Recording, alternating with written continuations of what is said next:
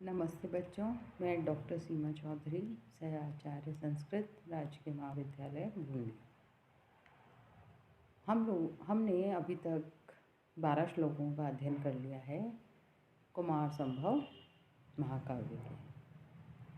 तो जो 12वें श्लोक तक हमने देखा उसमें बताया जा रहा है कि पार्वती किस प्रकार से तपस्या के लिए तत्पर है, और उसके उदाहरण कई दिए गए हैं कि वो जो बहुमूल्य शैया है उसका त्याग करके और ज़मीन पर सो रही है, अपने हाथ का ही तकिया बना करके वहाँ शयन कर लेती है भूमि पर ही, और वहीं पर बैठती है, क्योंकि तप में निषिद्ध बताया गया है बिस्तर के ऊपर शयन करना, शैया के ऊपर मना है।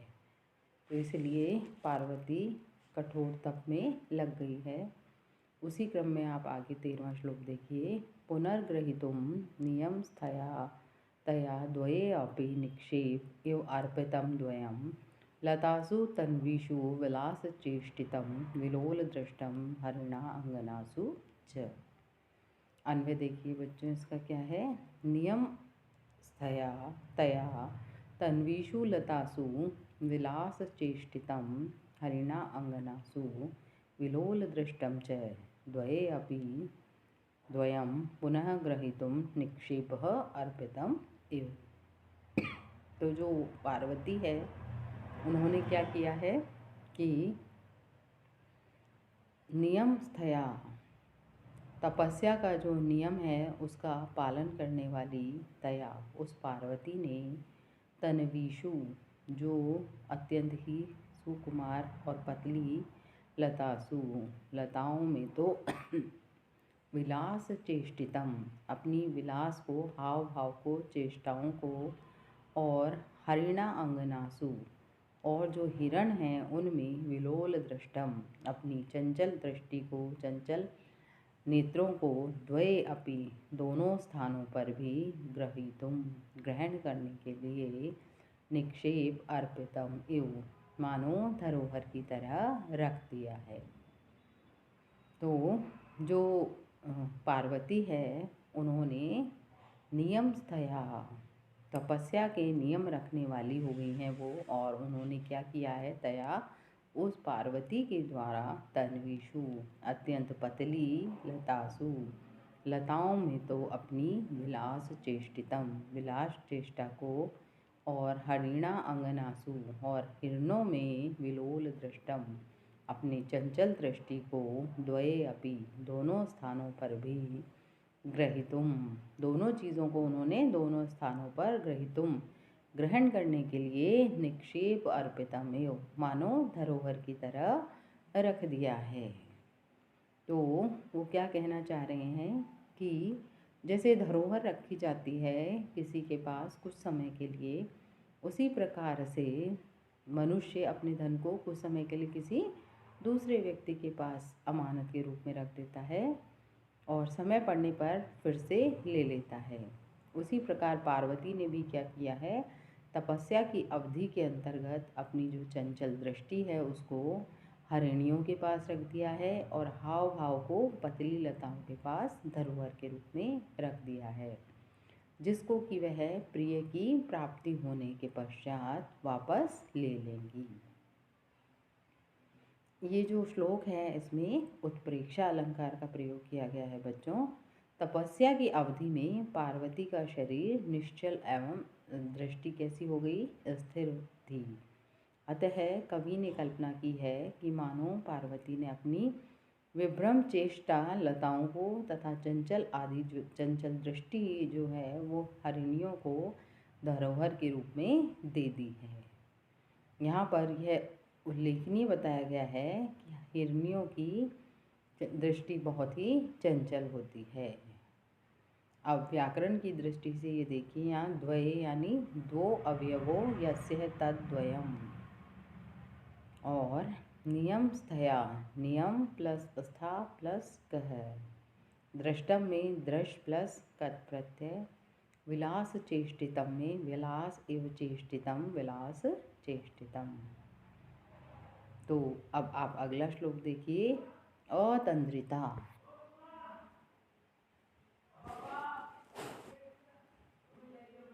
अतंद्रिता सा स्वयमेव वृक्षकान् घटस्तन प्रस्त्रवर्णैर्व्यवर्धयत् गुहोऽपि येषां प्रथमा आप्तजन्मना न पुत्रवात्सल्यं पाक करिष्यति।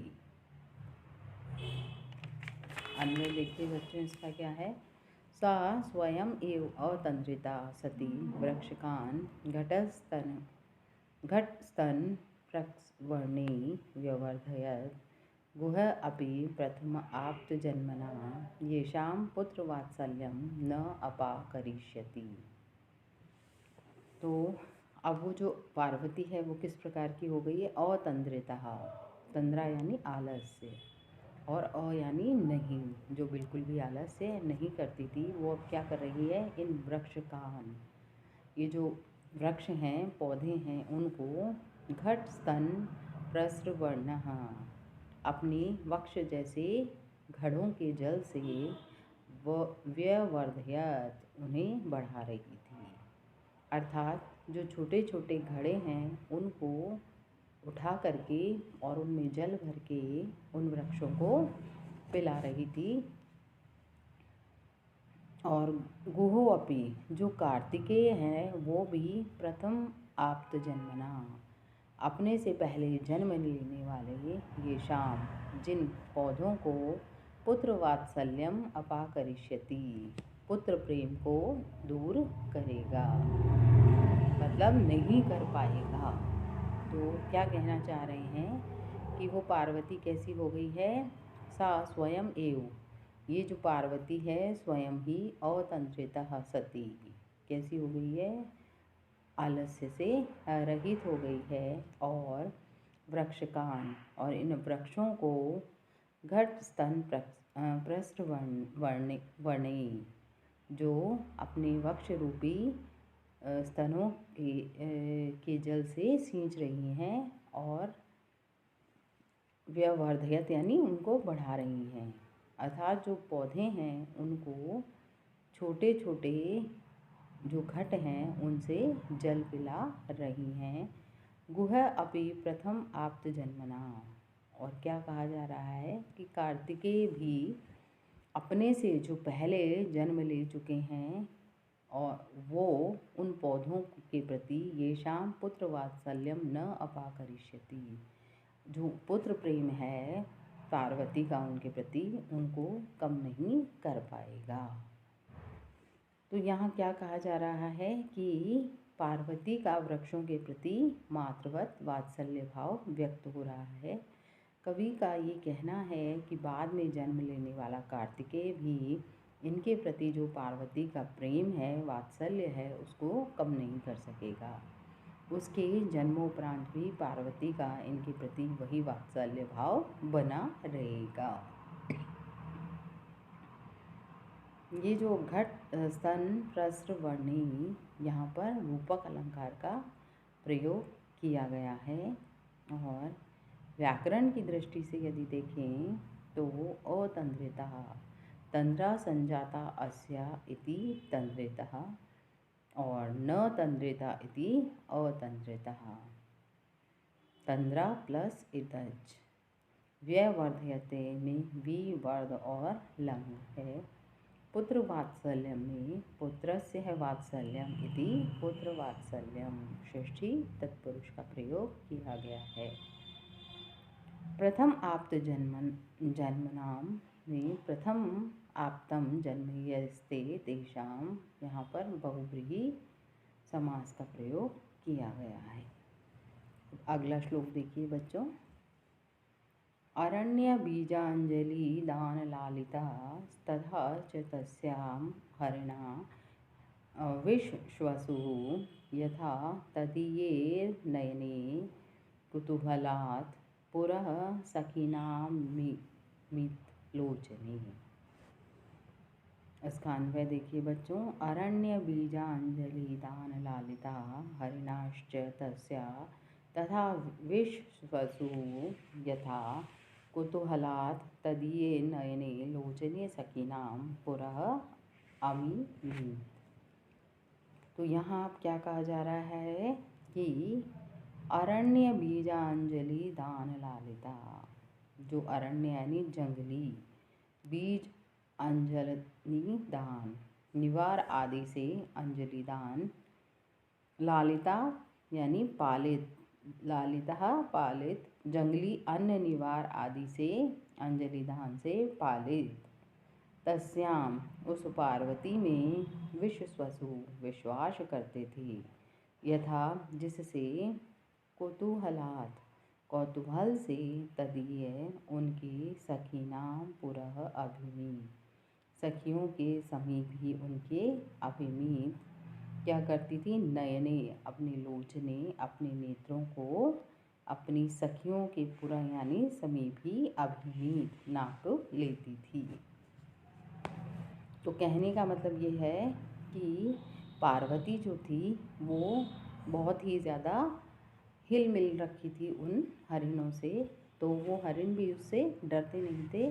तो बताया जा रहा है कि वो जंगली जो अन्न है उसको अपनी मुट्ठियों से देने से में लेकर के उन्हें खिलाती थी, और उनसे वो पले बड़े हुए थे मृग, और उस पर पार्वती पर इतना विश्वास करते थे कि वह उत्सुकतावश अपनी सहेलियों की उपस्थिति में भी उनकी आंखों से अपनी आंखें नाप लिया करती थी। ये बात इसमें बताई जा रही है। तो फिर से एक बार आप अर्थ देख लीजिए बच्चों कि अरण्य बीजांजलि दान लालिता, जंगली जो निवार इत्यादि अन्न हैं उनको मुट्ठियों में देने से जो लालिता, जो पाले गए थे, ऐसी पार्वती पर वो हरिण इतना विश्वास करते थे कि यथा कुतूहलात्, जो कौतूहल से जब पार्वती, तदीय सखीना अपनी सखियों के सामने भी, पुरः अभिमीत अब उन अपने नेत्रों को उन हरिणों के साथ नाप लिया करती थी, अर्थात वो हिरण भी उनसे इतने हिल मिल गए थे कि उन्हें जरा भी भय नहीं होता था, क्योंकि पार्वती के द्वारा ही वो पालित थे, उनके द्वारा ही वो पाले गए थे। तो ये जो श्लोक है उसमें पार्वती का तपोवन में के मृगों से प्रेम व्यक्त किया गया है। वे मृग उसके द्वारा पालित पोषित थे और उसके प्रति अत्यधिक विश्वास भी रखते थे। तो पार्वती जितना विश्वास उन हिरणों में रखती थी उतना ही वो पार्वती में रखते थे। पार्वती के नेत्र तीखे और विशाल थे, इसलिए वह अपने नेत्रों की तुलना मृगों के नेत्रों से करती रहती थी। विश्वसु में विश प्लस स्वस प्लस लिट है, अभिमीत में मांग प्लस लंग है।